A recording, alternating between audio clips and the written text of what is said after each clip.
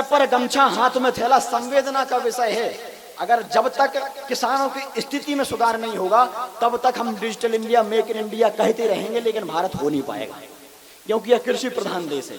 तब मैं कहना चाहता हूं, सर पर गमछा हाथ में थैला, फटा पजामा कुर्ता मैला, रिश्तों से परहेज नहीं, बेटी के लिए दहेज नहीं, आंखों से बहता निर्मल जल, पैरों में है टूटी चप्पल।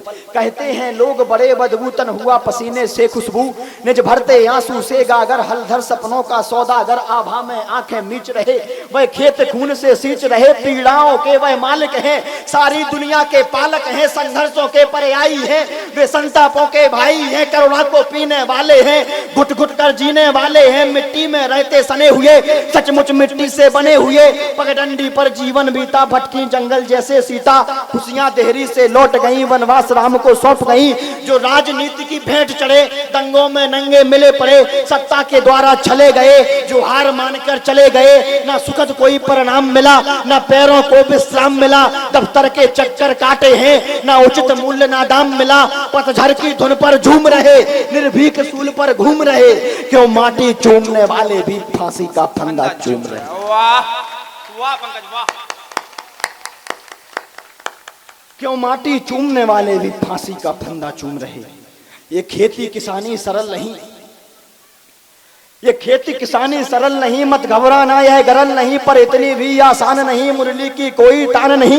यह खेती किसानी सहनशील, वायु से ज्यादा गतिशील, पानी से ज्यादा प्यासी है, मन से ज्यादा अभिलाषी है, सपने को स्वप्न बनाती है, आंखों को बहुत रुलाती है, रंगहीन नहीं है, धानी है, करती हरदम मनमानी है, सच में यह एक कहानी है, मृत्यु से कठिन किसानी है। क्या बात है, वाह, मृत्यु से कठिन किसानी, बहुत बढ़िया पंकज। सच में यह एक कहानी है, मृत्यु से कठिन किसानी है। तब चार पंक्तियां इसी संदर्भ में और मैं पढ़ना चाहता हूं। भ्रात को जो तात के समान पूजते सदैव, जहां माफी मांगनी है वहां माफी मांगी जाती है, लेकिन जहां नहीं मांगनी चाहिए वहां एक छंद पड़ा जाता है। भैया बैठ जाइए, चुनाव नहीं है जो तुम खड़े हो गए, बैठ भी जाओ।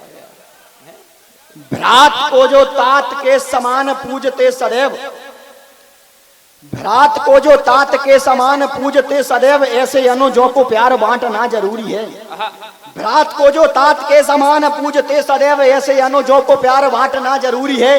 गलतियां जो करता है जानबूझ कर वह, कोई भी हो गलतियों पे डांटना जरूरी है। अरे पौधे है गुलाब की तो सींचते संवारते हैं, पेड़ हो बबूल का तो छांटना जरूरी है, पेड़ हो बबूल का तो छांटना जरूरी है। और क्षमा योग्य हो तो हम क्षमा दान करें, किंतु शिशुपाल हो तो शीश काटना जरूरी।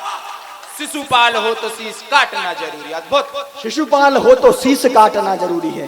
तब एक कविता पढ़ना चाहता हूं, समय की अपनी मर्यादा है, चार पंक्तियां पढ़ना चाहता हूं, कविता आप तक पहुंच जाए तो फिर आपका मन मिले, मैं कविता पढ़ूंगा। कौरव दल के सीने में अर्जुन का बाण जरूरी था, मुनि ने कहा कि हम जो लड़ाइयां हैं हम मांग रहे थे, ऐसा कुछ कहा था, है ना। हमने किस, हाँ, जो मंदिर नहीं बने हैं वो हम मांग रहे हैं, 500 वर्षों से उसकी मांग कर रहे हैं। हम भीख नहीं मांगते, हम डाका डालते हैं। हाँ, बहुत बढ़िया भाई।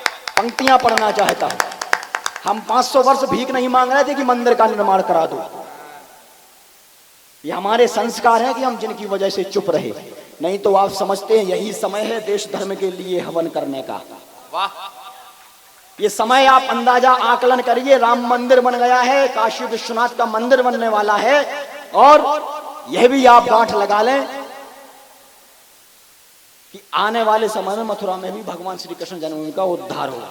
बहुत बढ़िया, बहुत बढ़िया, सही बात। तब मैं कहना चाहता हूं यही समय है देश धर्म के लिए हवन करने का, यही समय है रणचंडी के आह्वान करने का, यही समय है हर हर हर हर महादेव गाने का, यही समय है पुनः देश में राम राज्य लाने का, यही समय है धर्म ध्वजा लेकर आगे बढ़ने का, यही समय गजनवियों की छाती पर चढ़ने का।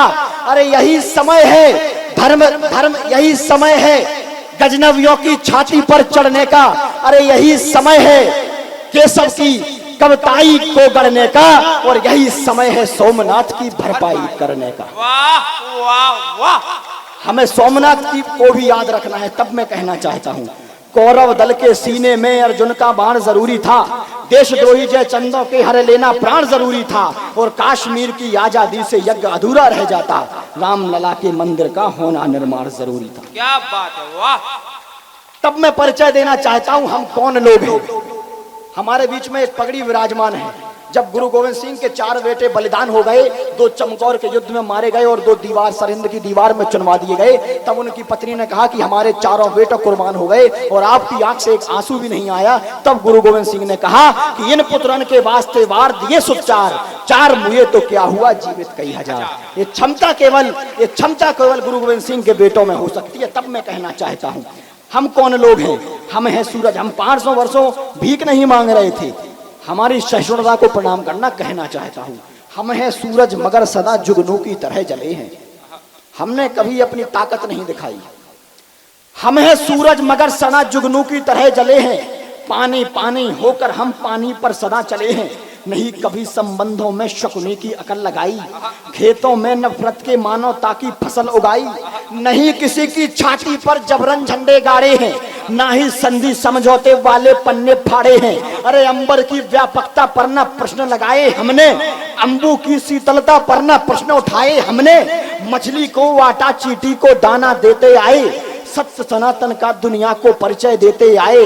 अरे हमने तो गिरगिट पर भी बरसों विश्वास किया है, जो दूर रहे हमसे हमने उनको भी पास किया है, और संबंधों का सेतु हमने हरगिज नहीं गिराया। बोलो हमने कब मंदिर मस्जिद की जगह बनाया। क्या बात, वाह वाह वाह वाह। बोलो हमने कब मंदिर मस्जिद की जगह बनाया। और अंतरात्मा में झांक कर देखें, एक प्रश्न खड़ा करना चाहता हूँ, बुंदेलखंड का आशीर्वाद चाहता हूँ। लंगड़े को लाठी के बल दौड़ाया, बोलो किसने। हम उस सनातन को जीने वाले हैं। अगर सामने शिखंडी हो तो हम प्राणों को आहूत कर देते हैं, लेकिन शिखंडी पर वार नहीं करते हैं। ये संस्कार भी हमने जिए हैं। तब मैं कहना चाहता हूँ, लंगड़े को लाठी के बल दौड़ाया, बोलो किसने। आतंकवादियों की मृत्यु पर शोक मनाया किसने।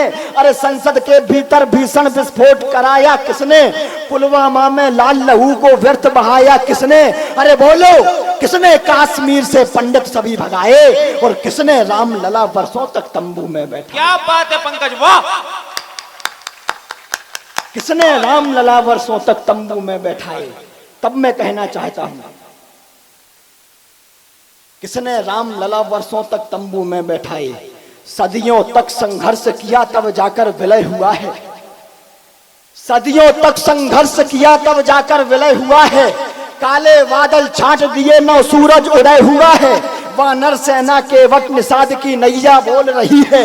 रघुकुल नंदन की जय सरयू मैया बोल रही है। तलवार हमारी शत्रु की गर्दन से खेल रही है, राणा की जूती सहनशाह की पगड़ी ठेल रही है।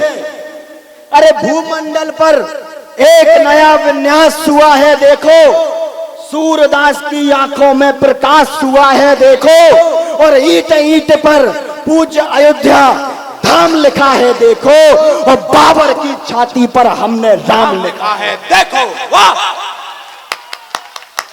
बहुत बढ़िया। जय जय श्री राम।